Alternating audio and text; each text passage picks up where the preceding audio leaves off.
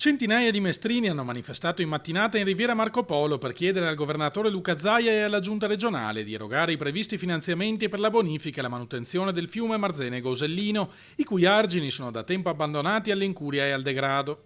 Le frane, che ormai possono contare un centinaio di frane lungo gli argini, stanno compromettendo la stabilità dell'argine stesso e quindi potrebbe essere, in caso di maltempo, come si può verificare, come si verifica periodicamente,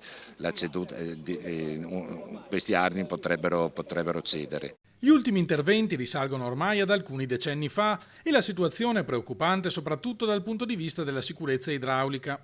Si doveva imparare dai veneziani all'era di Marco Caco, che quando chi metteva i pai, chi metteva i toi da Drio, perché il terreno non doveva scendere, con i brentane, e il terreno non doveva scampare via. Non è un problema di troppi soldi, si tratta di fare un'attività minima, di mettere a posto gli argini e soprattutto dare spazio alle associazioni e alle cittadinanze, perché c'è una gran voglia della cittadinanza di dare una mano, non tenerla fuori.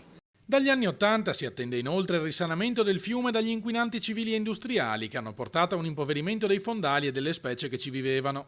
Il progetto è già pronto e attende solo i finanziamenti da parte della Regione.